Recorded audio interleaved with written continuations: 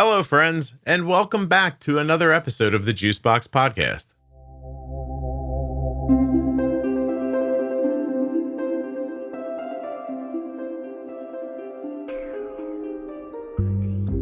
Hi, my name is Danielle.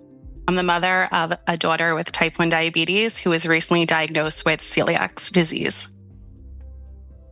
If this is your first time listening to the Juicebox Podcast and you'd like to hear more, download Apple Podcasts or Spotify, really any audio app at all. Look for the Juicebox Podcast and follow or subscribe. We put out new content every day that you'll enjoy. Want to learn more about your diabetes management? Go to juiceboxpodcast.com up in the menu and look for Bold Beginnings, the Diabetes Pro Tip series, and much more. This podcast is full of collections and series of information that will help you to live better with insulin. Please don't forget that nothing you hear on the Juicebox Podcast should be considered advice, medical or otherwise. Always consult a physician before making any changes to your healthcare plan or becoming bold with insulin. The episode you're about to listen to is sponsored by Tandem Mobi, the impressively small insulin pump. Tandem Mobi features Tandem's newest algorithm, Control IQ Plus technology. It's designed for greater discretion, more freedom, and improved time and range. Learn more and get started today at tandemdiabetes.com/juicebox. The episode you're about to enjoy was brought to you by Dexcom. The Dexcom G7, the same CGM that my daughter wears. You can learn more and get started today at my link, dexcom.com/juicebox. Hi, my name is Danielle. I'm the mother of a daughter with type 1 diabetes who was recently diagnosed with celiac disease. And you live on Long Island? I do. I didn't mean to pick it out that fast, but woo. Oh, that's not a compliment, Scott. I'm the mother. I got it right away. I was like, whoa, dang. I'm not going to mention water, right? That sounds bad too. Yeah, I would stay away from. So your daughter's how old now? She is 4.5. So she's had type 1 for 1.5 years, and she's had celiac disease for 1 month. Mm. Yeah. After the type 1 diagnosis, when do you start noticing stomach issues, that kind of stuff? No stomach issues at all, actually, until the day that we got the call in last month that her markers were super high. So ironically enough, she has a one-to-one nurse at her pre-K, and she texted me saying, Olivia is complaining of stomach pain. And I got a phone call from her endocrinologist who said, well, we got her annual results back, and it looks like she has celiac. So not fun. And I'll talk a little bit about celiac if you want, but I'm finding it actually a little bit more emotional even than the type 1, which might be a hot take. You know, when she got diagnosed with type 1, our belief was we're not stopping the way we live life, the way we eat, the way we travel, the way we enjoy social settings. And now we're realizing, well, now we have to. So for a 4-year-old who is very in tune to her body and, is dealing with these devices and life changes in general, this has been quite a journey the last month. I believe I've shared this before, but had I not been with my son without another adult and in a public place when I found out Arden had hypothyroidism, I might have put my head through a wall. Yeah. Yeah. I know what you mean. Does she have what they call silent celiac? She doesn't have any outward symptoms? Well, that's another fun thing. So usually when they get the diagnosis for celiac, if it's really high markers, some doctors will suggest it's not even necessary that they go in and do a scope. But because last year she had a completely clean slate, and I've been waiting for this, we'll talk a little bit about my anxiety, I'm sure, but my entire life, even at conception with Olivia, I've been waiting for the other shoe to drop. And I just had this feeling, I had a sick feeling. I wanted my husband to be there when I got the phone call, because even though she didn't have any symptoms, I just felt this was coming. So they didn't necessarily say silent celiac, but when she was diagnosed, they wanted you to do the scope, like I said, since she was clear last year. Mm-hmm. And they also found a polyp. So now we have an appointment in the summer to remove that. They said a polyp in that area is very rare. Usually they'll see it in the colon, not so much at the bottom of the esophagus. So now we have to rescope and go in and get that out. Oh my gosh. Yeah, the reason they didn't take it out that day was because she was aspirating a little bit and she wasn't really admitted into the ER. It was a routine procedure to do this. Yeah.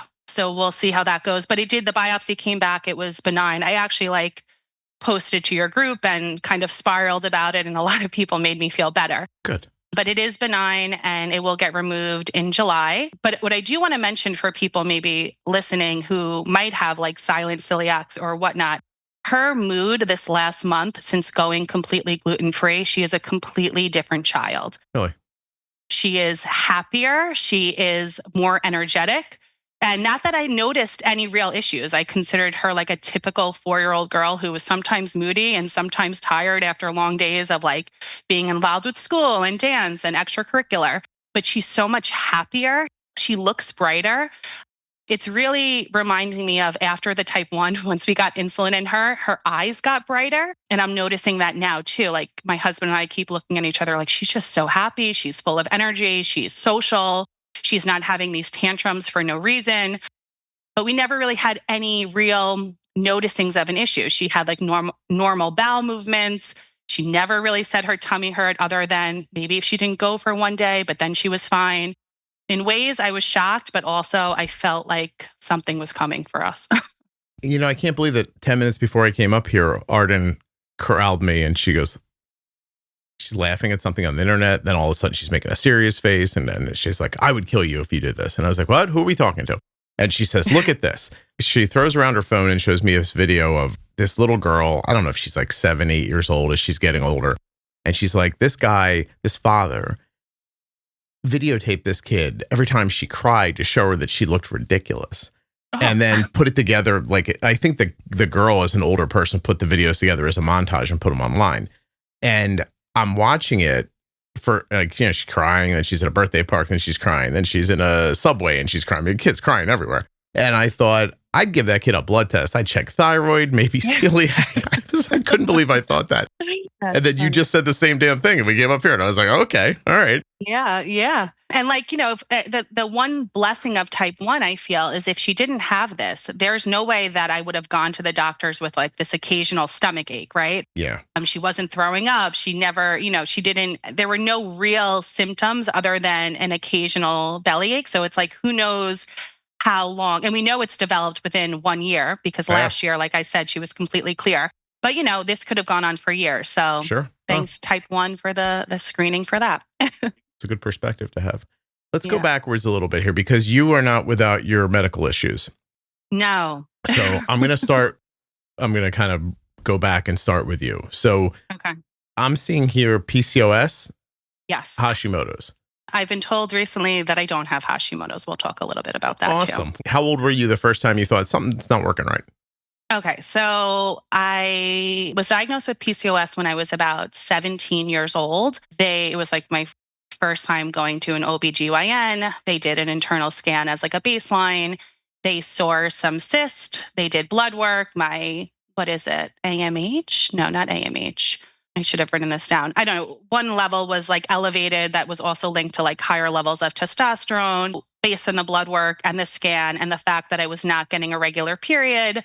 They diagnosed me with PCOS then. And I remember all I've ever wanted was to be a mother. So at 17 years old, saying to them, is this going to affect if I can have children? And they just said, with the way things are, you'll be able to have a baby. Don't worry. So I went on birth control. And then within, having relationships in college, I stayed on birth control. I never really loved it. Didn't like how it made me feel, but it did make me have a regular period.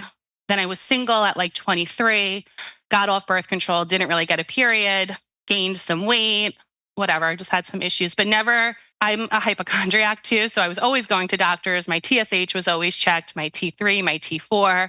No real issues with my thyroid at that point. Mm-hmm. I met my husband at 24. So we moved in together pretty quickly. We got married when I was 27. So this whole time we were never really careful. And I never got pregnant. Sometimes would get a period, sometimes wouldn't get a period, but was never on birth control since meeting my husband at 24. Okay. Can I stop you for a second? What did you not like about being on birth control? Said you didn't like the way it made you feel?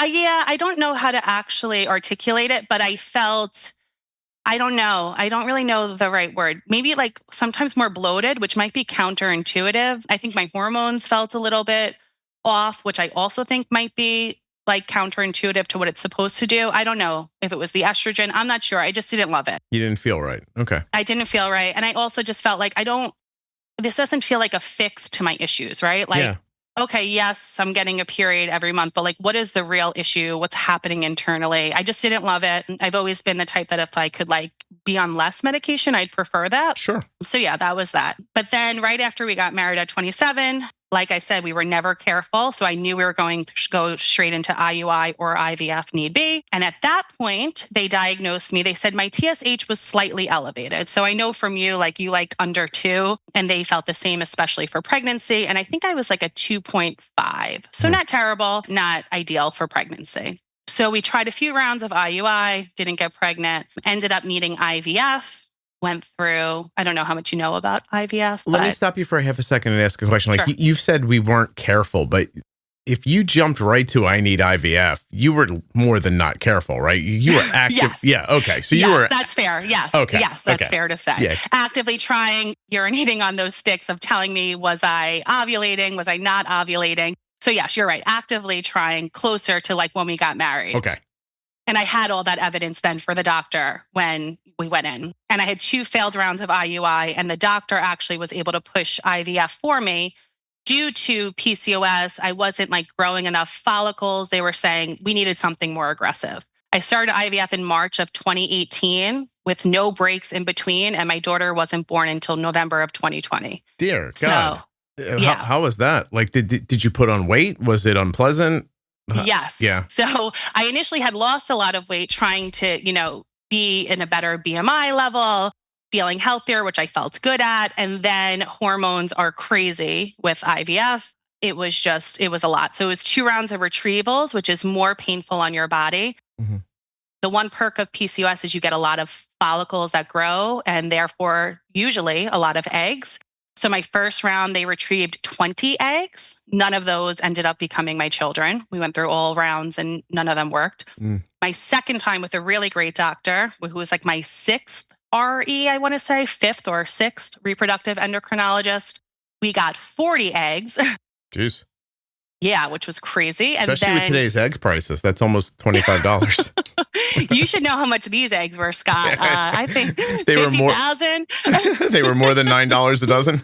Yeah, for real. Yeah, I know. I can't wait to tell my kids that one day. And then 9 of them became like viable embryos, and or 9 of them were genetically normal embryos, I should say. And now I have 2 children. So Olivia was born in November of 2020. And my son, Vincent, was born in March of 22. How pissed were you when the story started coming out of the women going on GLP medicine and then having babies all of a sudden? Yeah, I have heard that. Yeah. And I That would have been like, come on. Yeah, I do. I do wonder, especially because after I had some miscarriages, my period became regular at one point. So I do wonder if I would have had maybe that type of help. Could it have aided that? I don't know. Jeez. But, then I wouldn't have my 2 children that I have. So 200 years ago, they would have called you a witch and dunked you in a tank or something. Listen, I say stupid stuff all the time on here, but like what women go through, especially ones that struggle with stuff like this, I have so much compassion for it. It's my heart to hear all of this. Starting from when you're younger and, your period's not being right, your testosterone's off, you already know you're going to have trouble having kids. Like, it's a thing you want. It's, it's a goal for you. There's nothing you can do about it. A sit-up's not going to help it. Like, it's, you know what I mean? Like, it doesn't feel like a thing you can actually impact. And somebody takes a bunch of money off you to get the eggs, and holy crap. Like, it's just, it's a lot, It is a lot. How old are you at this point? The Dexcom G7 is sponsoring this episode of the Juicebox Podcast, and it features a lightning fast 30-minute warm-up time. That's right. From the time you put on the Dexcom G7 till the time you're getting readings, 30 minutes. That's pretty great. It also has a 12-hour grace period, so you can swap your sensor when it's convenient for you. All of that on top of it being small, accurate, incredibly wearable, and light. These things, in my opinion, make the Dexcom G7 a no-brainer. The Dexcom G7 comes with way more than just this. Up to 10 people can follow you. You can use it with type 1, type 2, or gestational diabetes. It's covered by all sorts of insurances. And this might be the best part. It might be the best part. Alerts and alarms that are customizable so that you can be alerted at the levels that make sense to you. Dexcom.com/juicebox. Links in the show notes. Links at juiceboxpodcast.com to Dexcom and all of the sponsors. When you use my links, you're supporting the production of the podcast and helping to keep it free and plentiful. This episode is sponsored by Tandem Diabetes Care, and today I'm going to tell you about Tandem's newest pump and algorithm. The Tandem Mobi system with Control-IQ Plus technology features Auto Bolus, which can cover missed meal boluses and help prevent hyperglycemia. It has a dedicated sleep activity setting and is controlled from your personal iPhone. Tandem will help you to check your benefits today through my link, tandemdiabetes.com/juicebox. This is going to help you to get started with Tandem's smallest pump yet, that's powered by its best algorithm ever. Control-IQ Plus technology helps to keep blood sugars in range by predicting glucose levels 30 minutes ahead, and it adjusts insulin accordingly. You can wear the Tandem Mobi in a number of ways. Wear it on body with a patch-like adhesive sleeve that is sold separately, clip it discreetly to your clothing, or slip it into your pocket. Head now to my link, tandemdiabetes.com/juicebox to check out your benefits and get started today. When I was going through IVF, I was from 27, and then she was born, I was like 30 and a half. Oh gosh, you're like mid-30s now? Yeah, I'm 35. Jeez. Yeah, so. It just seems like a lot. And it seems, I mean, listen, the world's not fair and all, but like, come on. It just, go ahead. Yeah. I'm sorry. I don't know. No, like, okay. I think it's because Arden has PCOS. It like bothers me a lot, you know? I understand. Yeah. I understand. And I also worry about like now my daughter who has now type 1 and celiac. It's like, is she also like, I have no idea what either of those diseases feel like in your body. I could imagine.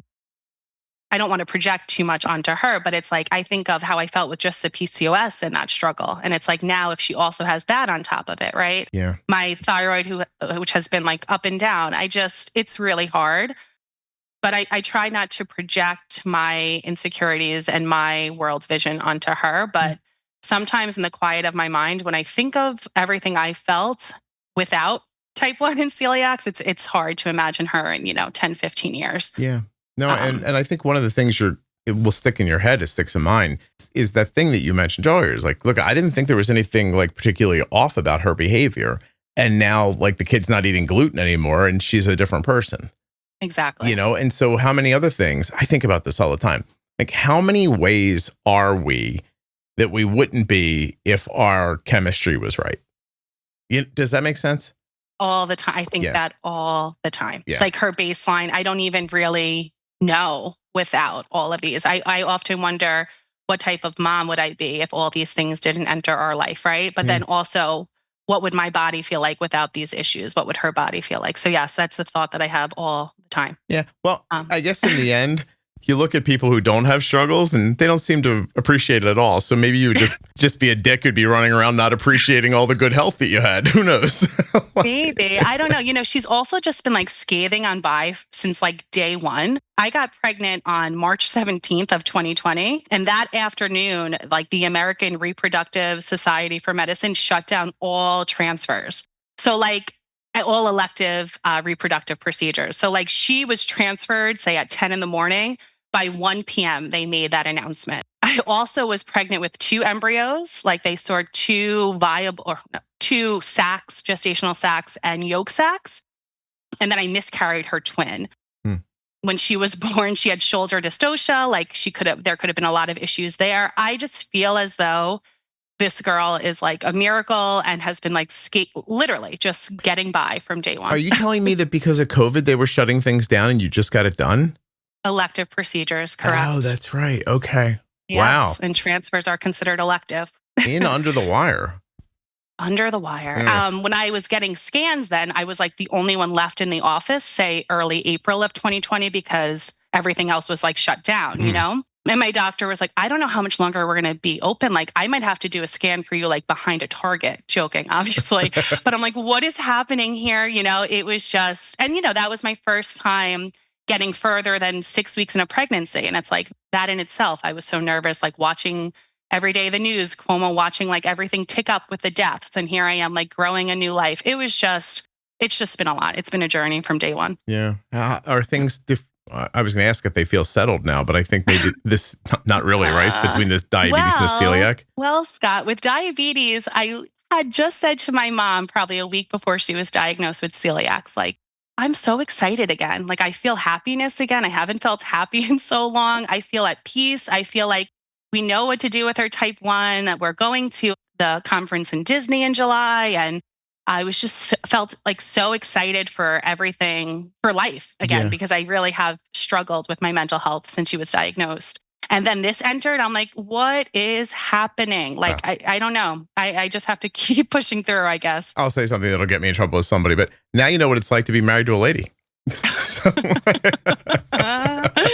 you're bad. Everything's fine. Today seems good. Why am I getting yelled at? My husband's definitely going to crack up when he listens to that part. Yeah, no, you're right. Maybe. I don't know. It's just life is unpredictable, but I do try to kind of put things in perspective. And she's kind of like my model for everything. She is so adaptable and resilient, and she'll just say, like, is this gluten-free, Mom? Or can I have this? Will this hurt my belly? And she kind of just goes on. And when I look at her, I don't get as sad because I feel like she is adapting. But when I think of like another body system of hers that's now impacted, that like turned on itself, that's pretty heartbreaking. Yeah, I look at it two different ways. I feel you about like, she's young and maybe she'll just grow up not eating gluten and she won't really think much about it. And, hopefully that'll be the case. But at the same time, when systems start like failing or, attacking each other or something like that, like it's hard not to think like this is going to keep happening. Exactly. And maybe it won't. Like maybe this will be it. Type 1, celiac, that'll be that, right? Or maybe, you'll wake up and it'll be Hashimoto's like 10 years from now or something. And it just, the problem is you're never going to be able to completely forget about it. And it's always going to be in the back of your mind a little bit. You have to find a way to deal with that. It is hard. And, I'm very like hyper vigilant in nature, and I'm very like, I think in catastrophic ways at times. So like this almost feels like it confirms for me that like my brain is right in thinking like this. Like I am always waiting for the other shoe to drop, but like the other shoe does It keeps right? dropping.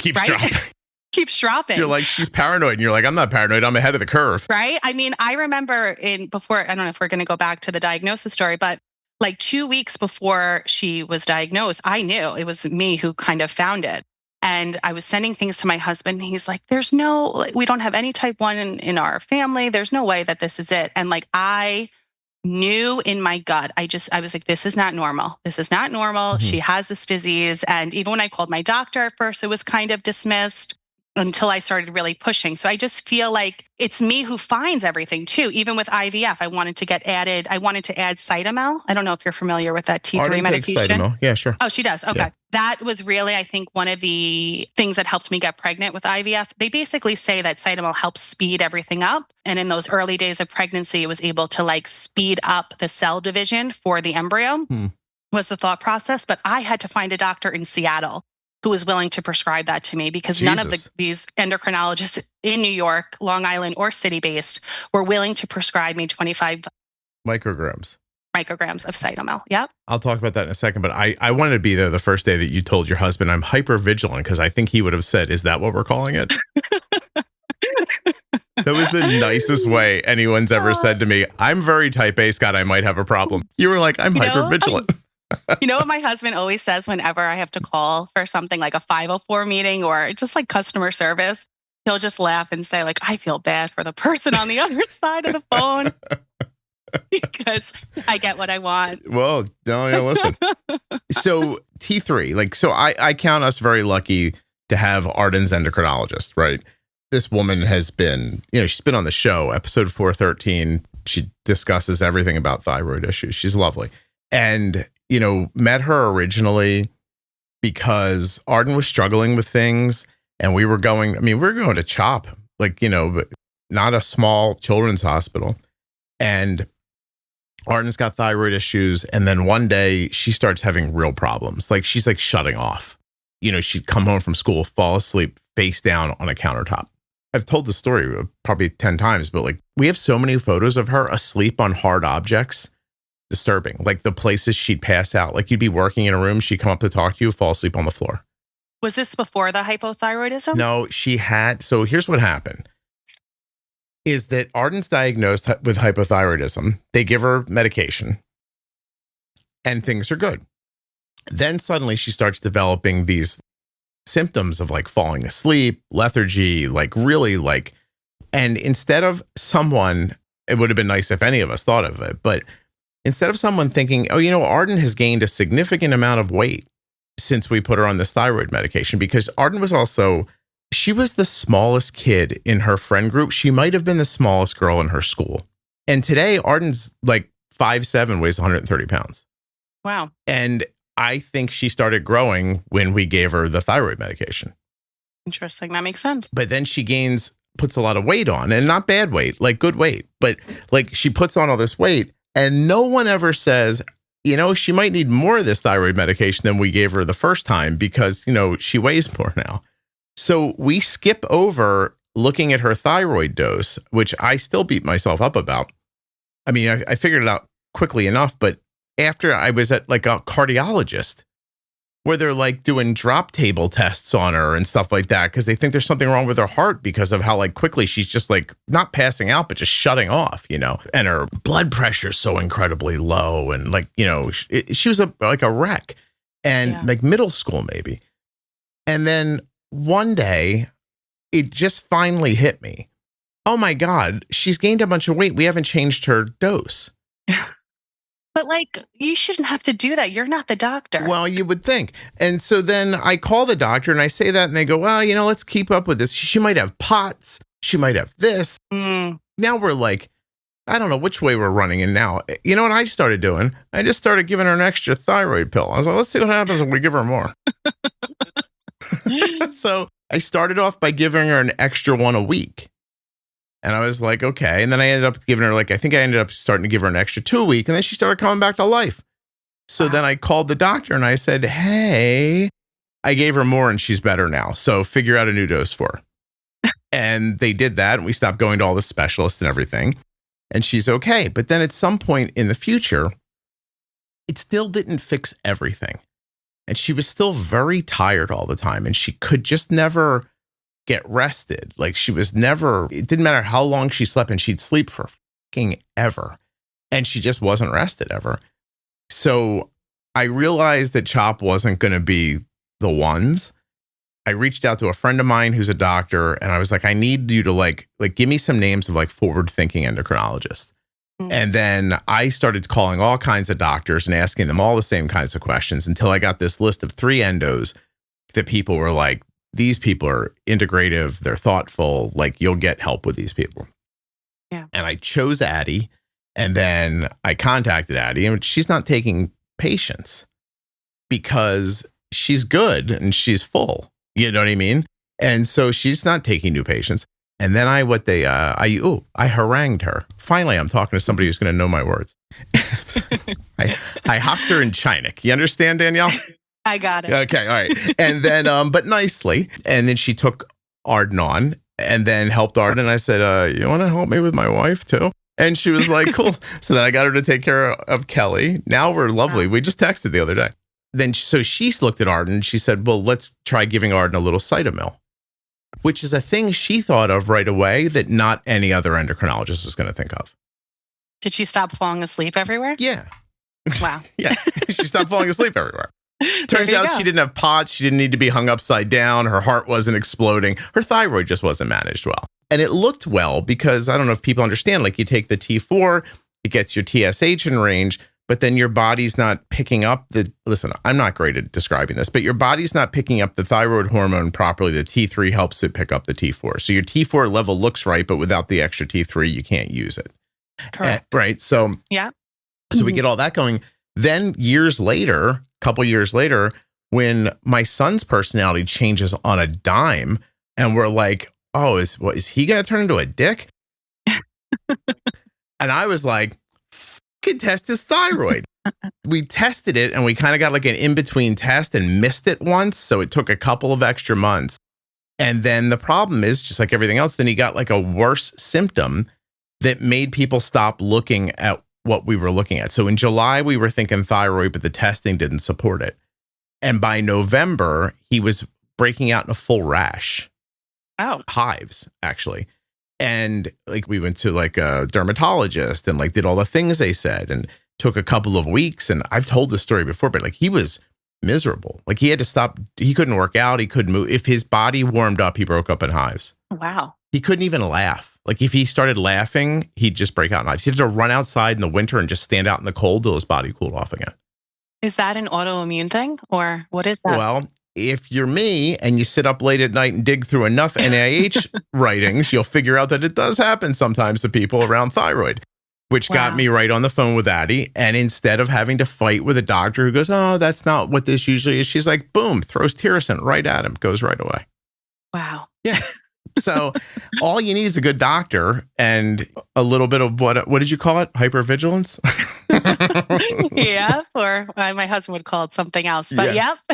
So anyway. Hypervigilance. Yeah. And doom scrolling too. You have to do some dooms, right? You have to go through, like, I don't think I'm a special ed English teacher. I don't think that should have to be my job in the middle of the night where I'm looking up symptoms and coming up with all these things, right? Mm-hmm, I'm not a doctor. I'm not. And I know I could piece these things together, but the endocrinologist that I went to last week told me, oh, your antibodies for Hashimoto's have been normal for years. You don't have Hashimoto's. I don't know who told you that. And I was like, oh. Well, do you have the symptoms? I don't know. Because wait, you're on the medication? So, okay.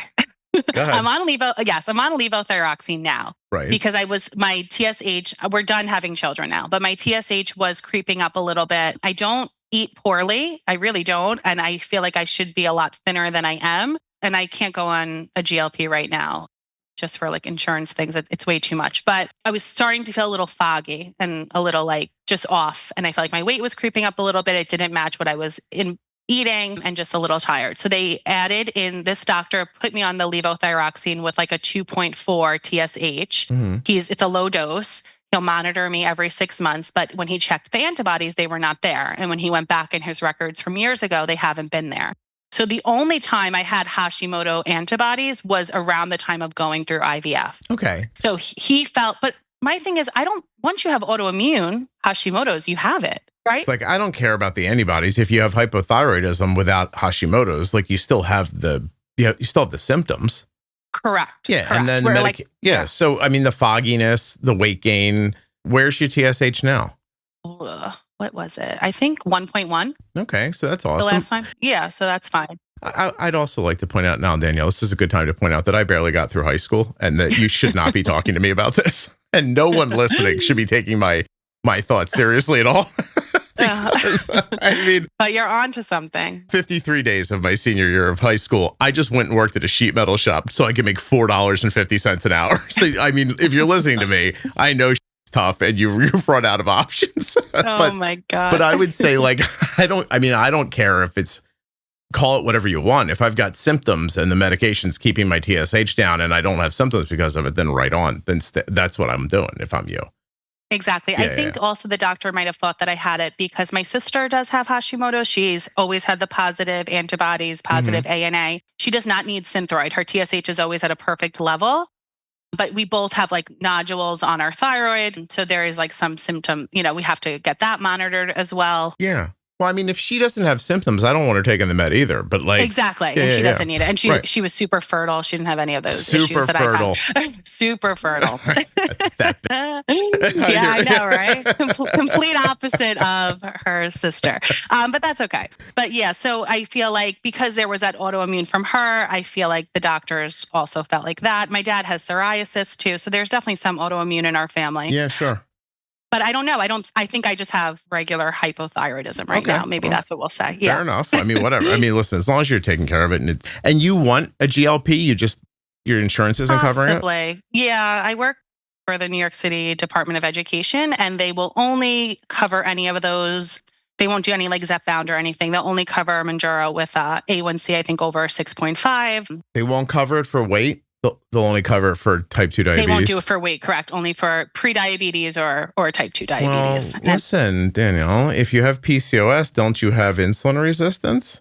I don't think so. I don't know. I have a 5.1 A1C. What's your A1C? 5.1? I don't think that's insulin resistant, right? Not going to do it. Okay, sorry. Just looking for a way. But we'll see. We'll see. I am trying and losing some weight slowly. But, it just... Like I said, and I just listened to that episode that you did with Jenny about nutrition. And it's when I think of what I eat, I should just be much thinner. But I think there are things against me, but I just have to maybe. I had a private conversation with somebody yesterday who was telling me about how they were approaching a neighbor who, just needed like a GLP. I saw the neighbor again. I'm trying to keep this like vague. Saw the neighbor again and said, what he said was like, I could see in her eyes that she was on the GLP. They were brighter. Like, Wow. and I approached and said like, hey, you got the GLP. And the person was almost like, how did you know? And like, so I lost a little bit of weight, but like everything. And then he went on to say like, he's like, I listened to the podcast, Scott. He goes, you have more energy since you've been using it. You could He's tell like, in your voice? Yeah. He's like, I can tell listening to the podcast that you're better off. This person he was talking to does the thing that says like, you hear a lot of people saying, which is like, well, it helped me with my weight. It helped me with my hunger. It helped me with the things it was supposed to. But here's another list of things it's helping me with. I just didn't imagine would be happening. Yeah. And I just think that moving forward, you're going to keep hearing those stories. And like to hear you say, like, I eat well already. Like you listened to Jenny talk about nutrition. You said to yourself, well, I eat like this. Yeah. So if there's other things at play, I almost say, who cares what they are? Yeah. If you can affect them, then awesome. Like I'm just fundamentally a different person than I was 2 years ago.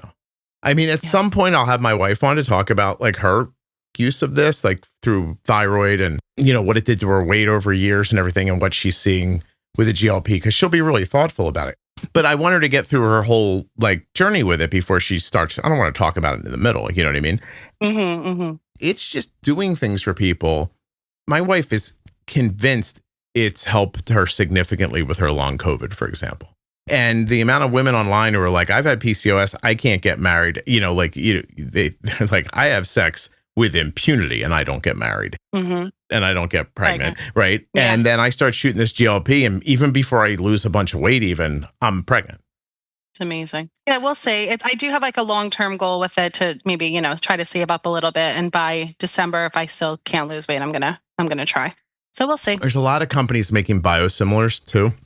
Okay. So you'll start seeing them pop up in Canada first in 2026, I think. So I think the patent expires more quickly in Canada than it does in the US. So you'll see the biosimilars will pop up in Canada. And then I think it's a number of years before they can come here, at 2030 or 2031, maybe, until it's in America. But I mean, still, you've got to imagine that more insurance companies will have to like start helping you. Like, how much weight do you think you should lose? 40. Okay. I mean, that's a significant amount of weight. Yeah. Like people could say, oh, that's not that bad. You're going to meet me. You'll see me in July. I'll be. Yeah. Okay. Yeah. So have you ever met me before? Never. No. Okay. The person you're going to meet in July, it looks completely different than the person you would have met 2 years ago. And I've lost 60 pounds. 60. Wow. Yeah. Okay. I say that because I think people hear 60 and go, that's not that much. It's a lot. Mm-hmm. Oh, definitely. You don't realize it till it's happening. Like the places on my body where I was like, well, at least I'm good here. Now I look back and I go, oh, no, I was fat there too. But yeah, so we'll see. You know what? Usually this episode will probably come out like in 5 to 6 months, right? Is that like your timeline? No, we're on a better schedule now. Oh, okay. Probably so about 2 months, probably. Okay. So maybe by the time I hear that, if I haven't lost more weight, I'll make a phone call and see. I want to say, first of all, if it works for you, right? Because I do talk to people who are like, it just didn't do anything for me. But those people are more often either type 1s who don't also have insulin resistance, because, you've heard some of the stories in the podcast of type 1s that have taken it and their insulin's gone way down. Yeah. From what I'm hearing from people, I believe those people are type 1. And if they didn't have type 1, they would probably be pre-diabetic too. Like they would probably like show up as having insulin resistance. So it's helping those people for sure, right? And it's helping people lose weight, which, could then, if you were overweight in type 1 but didn't have insulin resistance, lost weight, I think you would see your insulin go down as well. So there's a lot of different pathways to it helping you. But I've also seen it like not help people at all.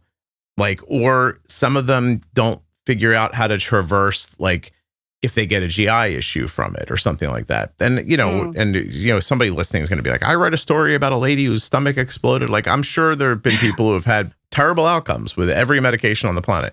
But I think that, there are some things that just happen that people don't get enough advice on how to like tough through, like not like real, like horrible, like, irreversible medical issues, but like some people get real constipated. Or some people get like, goes the other direction on them. and they don't know how to like manage it and get through it till their body kind of adjusts. And and the other thing I've said all the time, like it took me 50 years to get in this shape. I put a lot of food in my body that probably wasn't good and did a lot of things that wasn't good and everything. And like, I didn't, I mean, what do you expect it to come out like daisies?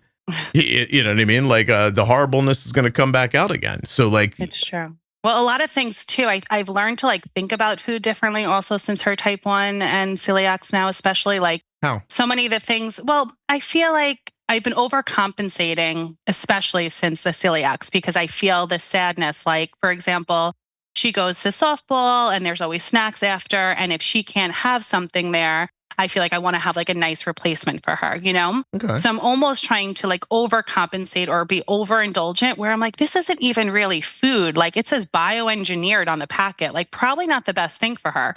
And she prefers such healthy food. She loves her berries. She loves cucumbers, like cucumbers and any type of dip is like her favorite thing to have. She gets excited for like, I don't know, like turkey pepperoni and peppers on it. So it's like, I'm trying to think like, oh, I feel like she's being left out by not being able to have the regular Doritos, which let's face it, what are Doritos, right? Like even listening to I don't even you know. and Jenny speak, like that's, what is that really? What is that? I don't know what they are, but they're awesome. They are pretty awesome. That's I do the agree problem. with that. But like, then you know what? Like my husband he is actually like carnivore. He had lost like 60 pounds and is like in the best shape that he's been in. And he really just likes like steak and eggs, which I know might be controversial for some people listening, but his numbers have never been better. He's off his heartburn medication. He feels more energized. His knees don't hurt. He's almost 40 and says he feels better than he did ever. He also doesn't drink anymore. He used to be a big drinker. Yeah. So, I mean, he thinks of food just as like these whole foods on like the perimeter of the food store.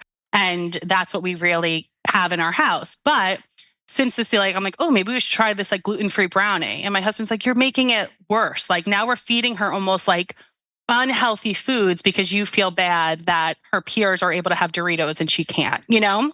So there's a reframing I have to do, I think. Yeah, I understand how you get caught up in that. I understand how anybody gets caught up in that. But at the same time, like, who cares? I know. I would be a hypocrite if I said otherwise. Like, because when Arden was younger, I would tell her all the time, like, our first thought is your health. Like, so if somebody's uncomfortable with you getting an injection or changing your pod or something in public, that's too bad. Because your health comes first. If you meet a kid and they're mean to you and that makes you feel like you're not going to take care of yourself as much, then we don't talk to that kid anymore because your health comes first. Like we put your health first. I like that. And you, I mean, you know what's happening to you. Like Jenny and I are talking about it and it's despicable on some levels, but like you're just being marketed to with colors and flavors and tastes. I know. It's just somebody just wants your money. That's it. And they're taking it from you because I don't know what that stuff is sprayed on whatever that thing is, but those Doritos are awesome. And whatever else, like, you know, that fear of missing out or I don't want to be different. Like, you know, what if being different means healthy? Well, that's my thing is like, it's so ironic that my daughter has 2 chronic diseases. And when I look at what her peers eat for lunch or even before she had type 1, she went to this pre-K class and all the teachers always mentioned like, she has the best lunches and that's what she wanted. You know, this was before type 1, before insulin even entered our lives. And I feel like she's always liked really healthy whole foods.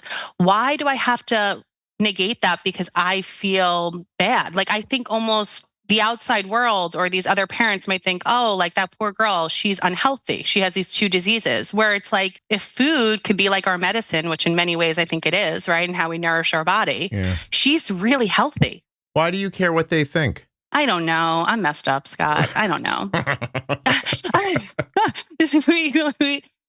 in therapy too, but I have a lot of issues.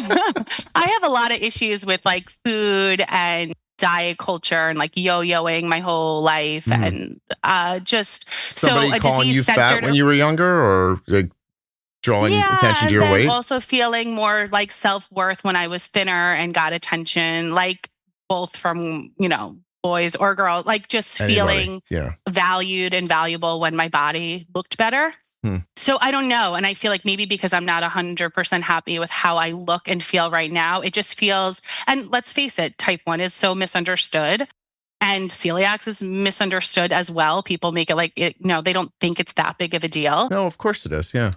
So again, that hypervigilance or like me having to justify things. I don't know. At 35, I really shouldn't care as much. I really shouldn't. Yeah. And I should just pack her the things that she likes. She's like loves when I give her strawberries with a little bit of like Cool Whip to dip in. That's her favorite snack. So why do I need to buy like this gluten-free brownie that's like dense and kind of gross and hard to bolus for? And like, I don't know. So it's something I have to work on. I have to just give her the choices, and yeah, I don't know.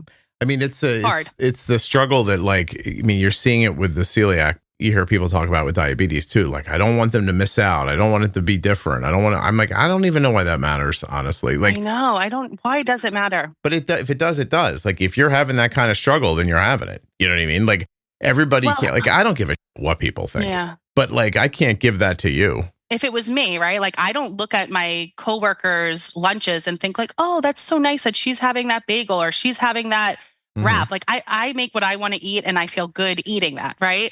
But when you're 4 and she'll tell me like, oh, this kid brought in that snack, or this kid had this nice sandwich, or this person's allowed to buy school lunch. It's like, you want your kid to be able to feel comfortable fitting in, right? Like, as a 35-year-old, I don't need to fit in maybe as much. Yeah, but I feel like stop yourself for a second. Does she not fit in? Well, she has friends, but she will come home and say those things like, oh, all these kids got to buy lunch. Can I buy lunch? So in the middle of the year, which, let's face it, Scott, school lunch looks disgusting. And the lunches that I make are so much nicer. But I think she thinks it's cool when the lunch ladies like drop it off at their class. All the kids get excited. So we were letting her buy lunch like once a week. Is she too young to help her? Like, can't you just let her feel snobby about it? Be like, listen, those other kids are morons. You understand? And we're way ahead of them. Like, do that thing. And I don't think that's, by the way. She's the sweetest girl. I couldn't do that. You don't want to pit her against everybody else? No, but we did go to a birthday party recently, and it was the first time I had to bring the gluten-free pizza and a separate cupcake. So we went to this bakery near my house that has like really nice gluten-free cupcakes, and a few of the kids near her wanted hers. So that was cool. But I don't know. I think it's just these things are important in elementary school. And she does fit in. She has good friends. We have a great family, a good support system. She's a happy girl. It's my own projections. It's my own issues with food and weight. You got to turn down that hypervigilance a little bit there. I do. Well, I was turning it down, Scott. I was so excited for Florida, and I was like just feeling like, you don't know because you never had a baby, but like postpartum, like haze and like exhaustion is a real thing, right? And each time I got out of that, I felt so good. Like I felt I was getting myself back. And I'm telling you, in March and April, I felt like I was getting myself back after type 1. And I do feel kind of pulled back in because with celiacs, the hypervigilance of cross-contamination is intense. So it's not just having access to gluten-free foods, but it's making sure that other people aren't, touching the food with gluten. So I'm now I was chill for a little bit, and now I'm back with my hypervigilance. I like that I'm so feminine that you were like, you know what it's like, Scott, after you've given birth. And you were like, oh, no, wait, maybe he doesn't, but it sounds like he does when I'm talking to him. No. Oh, my God. I took it as a compliment. I just want you to know. I was complimented by it. Oh, that's funny. So, well, I listened to that episode that you like, pregnant Kate Winslet. So pregnancy, Why is everyone bringing that up recently? I'm getting a lot of that online, by the way. Pregnant Kate Winslet is hot. Like, let it be. I get it. Pregnancy is a beautiful thing. It's beautiful. But, there is that fog. And I feel like I was really getting out of that fog of type 1 now. And here we are. But it's okay. Yeah. We'll make it work. I'm sure you'll get through this as well. And it won't feel as omnipresent. And it'll be more of like a background thing for you at some point. Yeah. But I mean, I take your point. You also have that other kid who's being ignored wholly, right? Scott, have you heard about like glass child syndrome? What? No, what are you saying? Good. Well, when you think of glass, like you could see through it, right? Right. That children say either with disabilities, medical or intellectual disabilities, can often feel like a glass child, that their parents have like seen through them to hyper focus on their sibling. And I do worry about that, actually. I worry so much about him also developing type 1 one day because I almost feel like he feels left out in ways. It's hard. It's really hard. Are you addressing that, or are you just turning the kid into a vase? What are we doing exactly? Well, he's also very happy, and I think he's fine. I mean, the first 3 months when she was diagnosed with type 1, it was really bad. She was diagnosed in December of 2023, and I always think he had this like adorable bleach blonde hair. And it was for a really short period of time until it got darker. And it makes me think of when she was diagnosed because he had that. And like, I feel like I didn't see him. Like I look back at pictures, I'm like, I don't even remember what he was doing. One time I had to call the endocrinologist because her numbers wouldn't come down. And I heard him fall down the stairs. He was like hysterically crying. It was awful because I just wasn't present for him. Now I would say we've really adapted to type 1. It is just kind of part of our life. And I think I heard it once on the podcast. It's like the annoying cousin you have to bring along, right? Like it's not ruining our days, but type 1 is always there being brought along. But he's happy and fulfilled. He loves school and he's fine. We are seeing him now. But I would say those first 3 to 4 months were pretty bad. How many days a week are we going to therapy, Danielle? Just one? Do you think should I up it? Should I up it? We do. I don't think 2 would hurt. I do it every other week. Oh no, I don't think that's enough. That's funny. She's actually, my therapist has a child with type 1. That's funny. She might listen to this and be like, thanks, Scott. I'm going to bring in more money. Get another copay. I know I see it. It's a lot. I don't know. I'm very like meta of how I think about everything, but my son is happy. He's not I don't think he's a glass child. I don't know. Listen, I didn't think that about my son, but it affected him. Like he talks about it as an adult. He's like, and it's, by the way, the amount of time and effort we put into him while he was saying it, it was almost hard to hold it inside and not just be like, are you fucking kidding me? I take his point. Like, no matter what you do, he remembers the other thing. You know what? We make either the same mistakes our parents made or we make new mistakes. And I just read a book recently called Anxious People, actually, but it wasn't about anxiety so much. Our kids always remember the things that we didn't do, unfortunately. No, that's funny because we sat with him and we were like, listen, I hear that that's how you feel. And, we discussed about, why some of that stuff was necessary. It wasn't lost on him why it was necessary even.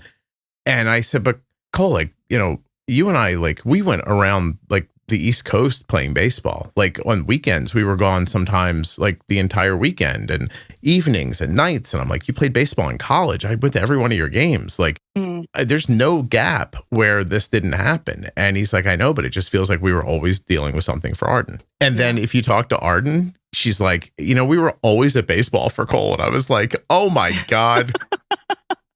I should have put you all in the garage and started the car. There's no way out of this, apparently. It's really hard. It's just really hard to be a good parent. I mean, my kids are only 4 and 3, but I already feel like, am I messing them up in some ways? Well, probably. I mean, after talking to you for 50 minutes, I think you are for sure. But you're funny. Let me ask you a question because I find this always to be interesting around therapy and people who are struggling with things.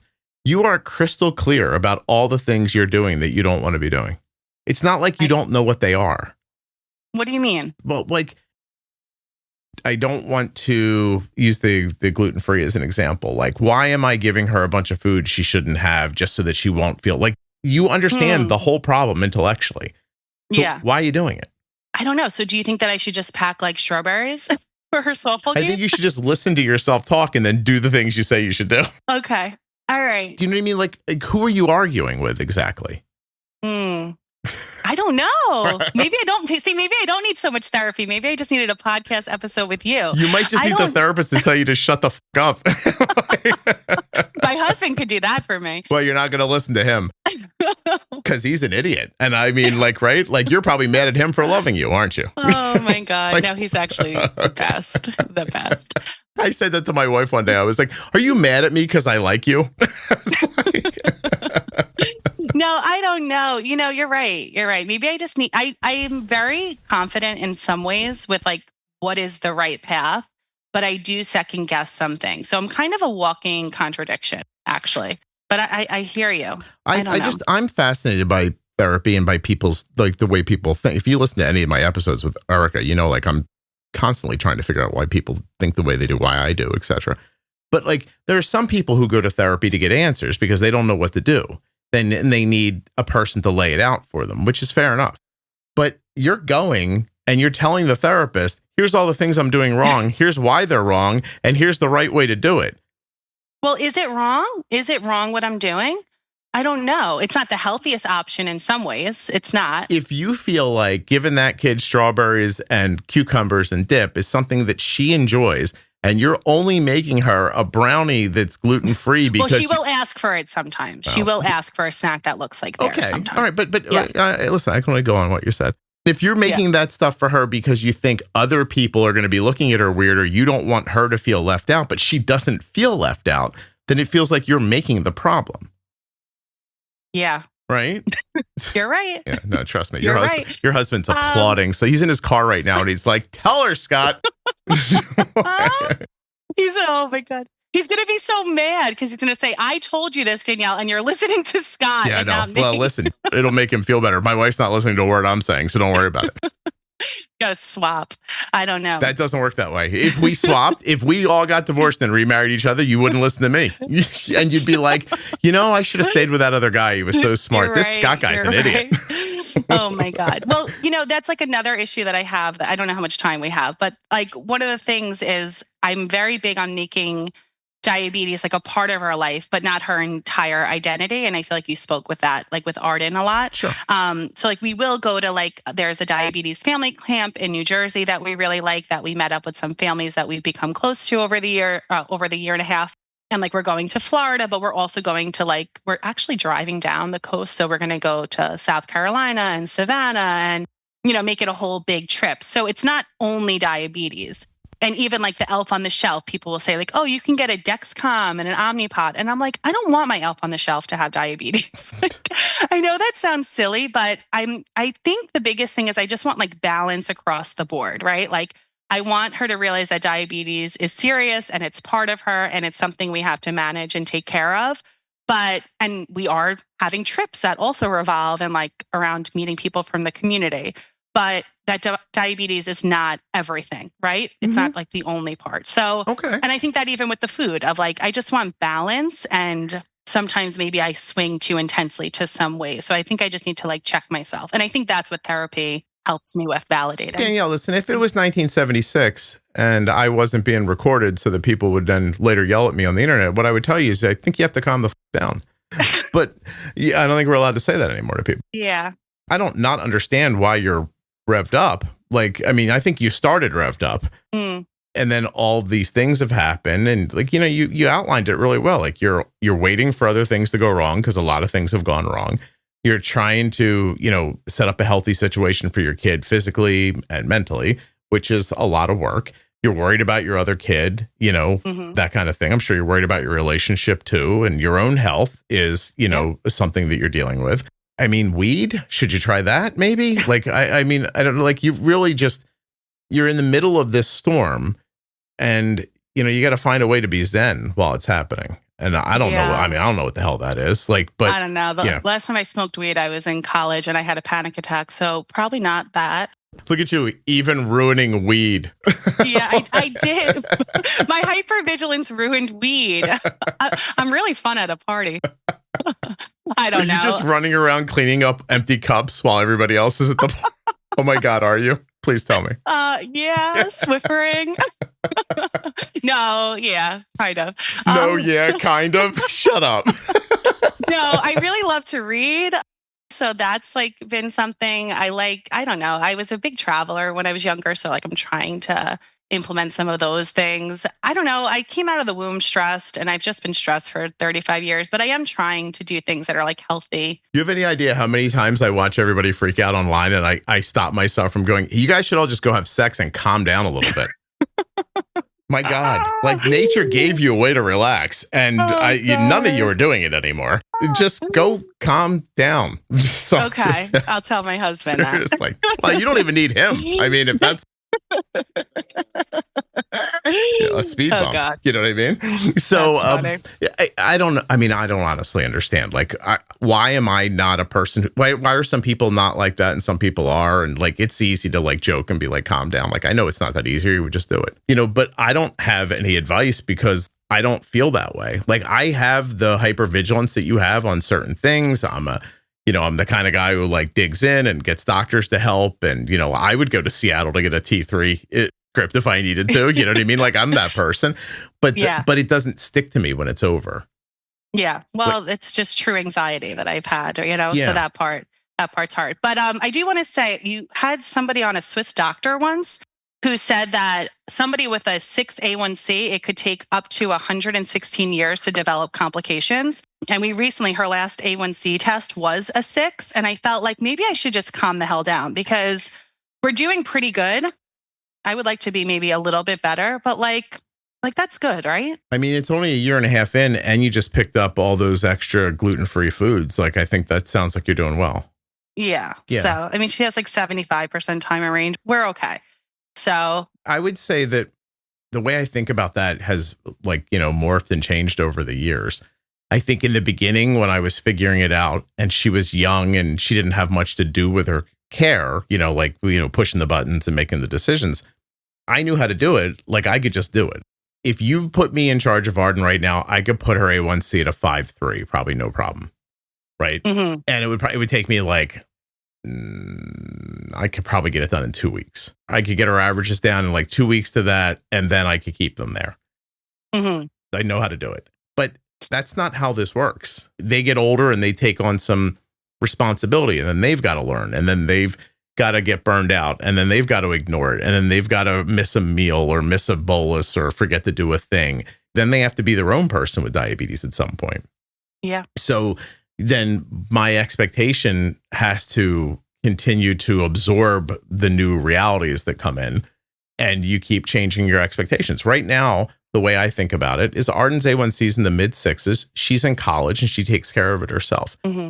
If you go back and listen to any number of 1,000 interviews with people in their 30s or 40s that talked about having diabetes at college, they're all telling you, oh my God, my A1C was in the 10s. I didn't bolus some days. I just took my basal, blah, blah, blah. Like a 6.5 A1C, while she feels in control and is learning how to take care of herself better and getting her education and all that other stuff is awesome. Do I wish her A1C was 5.5? Of course I do. And will it be? I bet you it will be one day. Not today when she's 20. Exactly. This 6, I don't even know what it is right now, but 6'3", 6'4", 6'5", 6'6", who cares? It's a major accomplishment for a person her age living with diabetes. Yes, I agree. Mm-hmm. So it'll be this now and it'll be less later. And probably when she'll get pregnant one day and it'll be 5. And, and then maybe she'll have a baby and, she'll get tired and it'll go up to 7 and then it'll come back down again. And these are all awesome outcomes for people. And you have to remember that, not that your health should be worse because other people's might be, but there are plenty of people walking around with type 1 diabetes with double-digit A1Cs. And they're not trying either, by the way. So a 6 sounds good to me. I think you're doing great, But seriously, you just got to calm down. Okay. I don't know how to get you to do that, but I think I've laid out a number of different ways. Just do them all on the same day and see if you don't just relax. Okay. Sounds good. I don't know what you're going to do. Your husband's laughing. He's like, she is not going to do any of that stuff.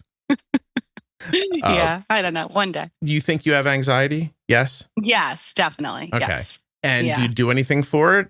I've never been medicated for it. It's kind of been deemed that they don't think that that's necessarily the thing that I need. They prescribed Xanax for if I ever feel panicky, but that's not the answer either. Mm-hmm. I took Xanax. I studied abroad in Australia and I took Xanax one night and I felt also so weird and fidgety. Mm-hmm. So I don't, like I said, I try to not put things in that I don't necessarily need. Yeah. Maybe somebody's listening no, you do need an anti-anxiety medication. But when I'm exercising, I've been going for walks every night. Like I said, I love to read. I feel good. I feel better. So I'm not always this intense. I've seen some people talk about the GLPs helping with their anxiety.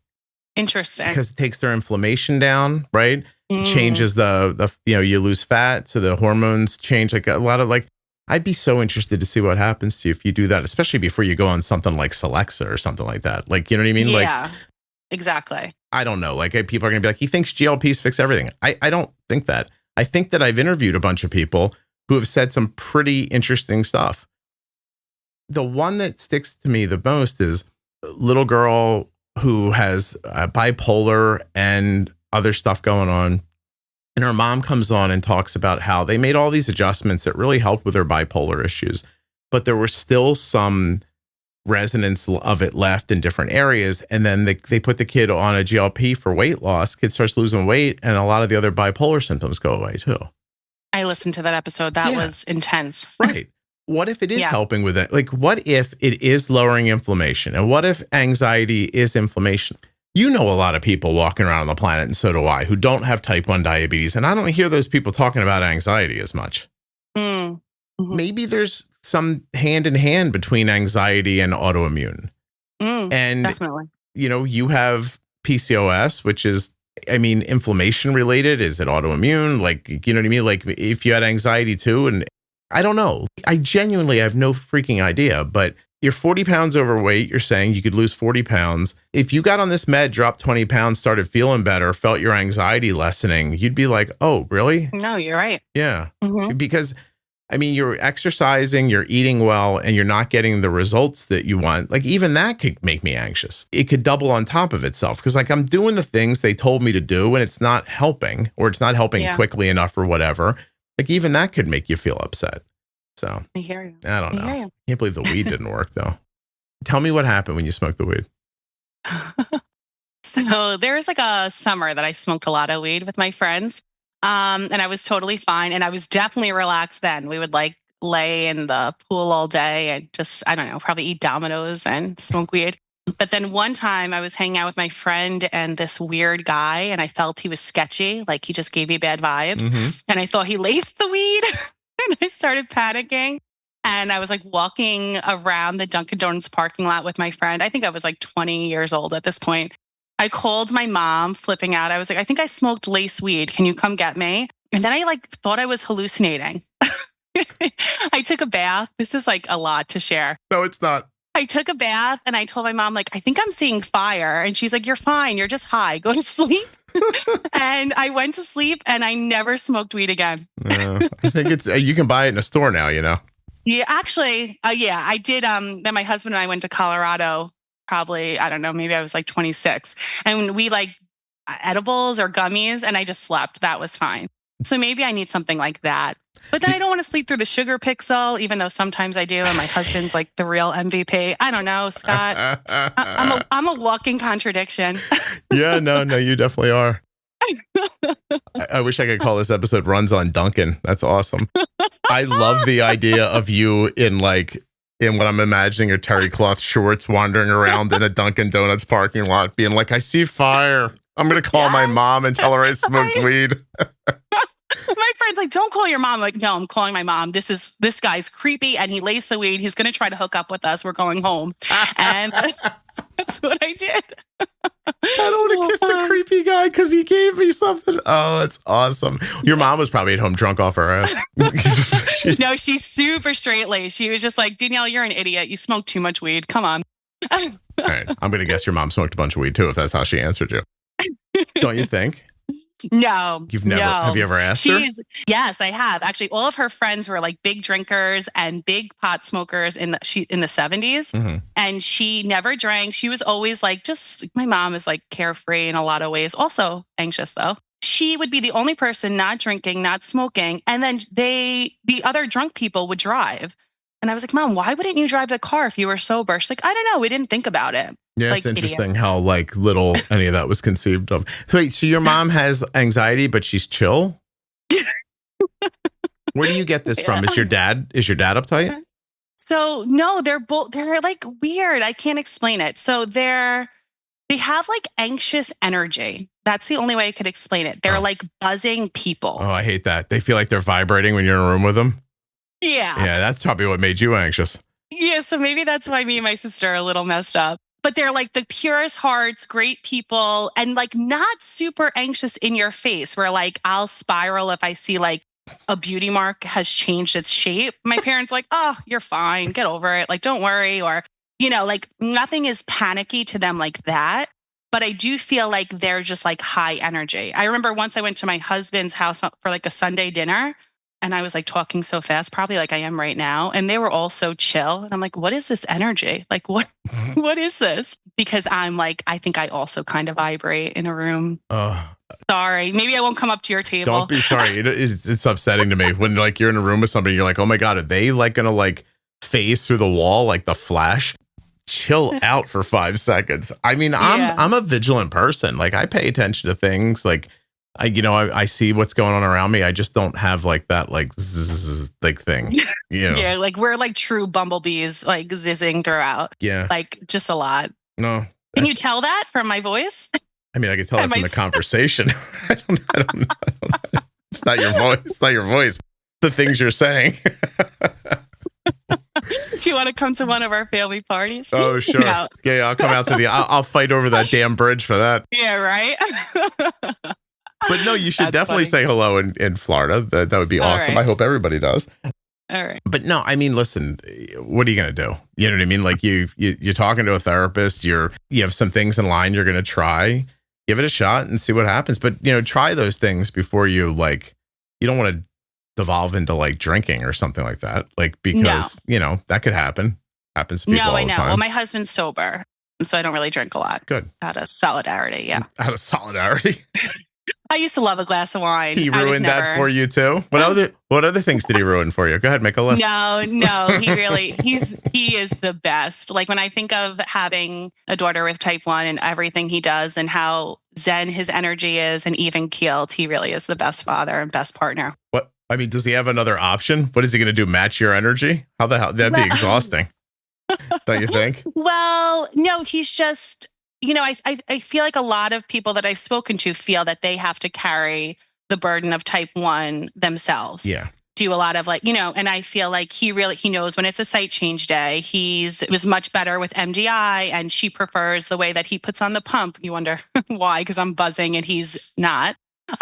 But he's just, I don't know, he's really present. I could think of some people's husbands who would not be the way that he is. Oh, yeah, no, that's wonderful. And it's lucky too. I'm imagining your daughter like that big eye look across the room at your husband like, hey, she's coming at me with a pod. Why don't you step in? That's happened. Yeah. That has happened. She's like, is daddy going to do my pump change? So, yeah. We were helping Arden with something the other day. And I was like, look, I can't do it right now. Do you want mom to help you? And she's like, I'll wait. And I was like, okay. Yeah. Actually, the dynamic between you and Arden actually does remind me of what my daughter and my husband's will be one day because, I could see that. And I feel like I take on a lot of like the emotional part of type 1 or like the school stuff with her 504 and her nurse. I do all like the prescription refills and doctor's appointments. So he's doing like a lot of he'll go in with like his like light on his head and do the pump change in the middle of the night so she doesn't have to feel it. And he's like, he's really good at cleaning the site and getting all the things to like massage her so there's no scar tissue. And if I were to do that, there would be like adhesive remover all over and just like a mess. I'm just a mess. Wow. Listen, I'm sure you're not a mess. And I appreciate you coming on and having like such a good, vibe and thank you. Being so open and not, letting me joke around with you and everything. So of course. Yeah. We'll just call this one Bumblebee. I think we're done. Really. All right. Could it be Long Island B?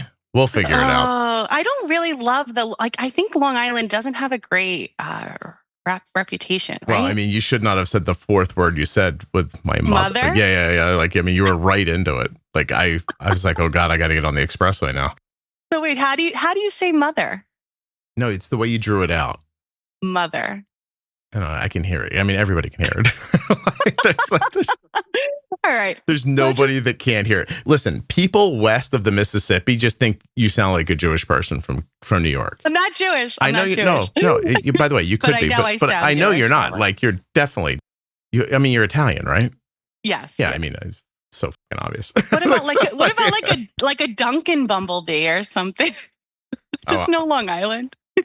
We'll workshop it back at the offices. And the offices. Basically, what's going to happen is Rob's going to type something in the notes, and that's what I'm going to call the episode. Sounds good. But no, you're exactly who. I'm just telling you that for people who aren't from the Northeast, like they just hear that accent and they think Jewish.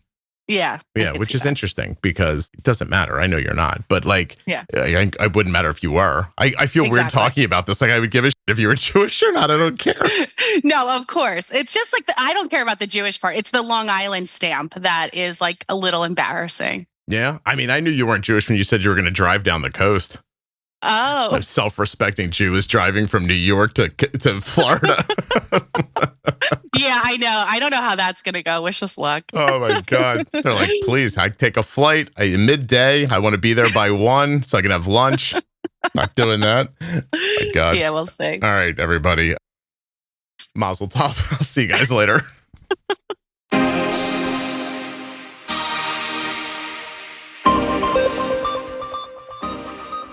Today's episode of the Juicebox Podcast was sponsored by the new Tandem Mobi system and Control-IQ Plus technology. Learn more and get started today at tandemdiabetes.com/juicebox. Check it out. Dexcom sponsored this episode of the Juicebox Podcast. Learn more about the Dexcom G7 at my link, dexcom.com/juicebox. Thank you so much for listening. I'll be back very soon with another episode of the Juicebox Podcast. If you're not already subscribed or following the podcast in your favorite audio app like Spotify or Apple Podcasts, please do that now. Seriously, just to hit follow or subscribe will really help the show. If you go a little further in Apple Podcasts and set it up so that it downloads all new episodes, I'll be your best friend. And if you leave a 5-star review, I'll probably send you a Christmas card. Would you like a Christmas card?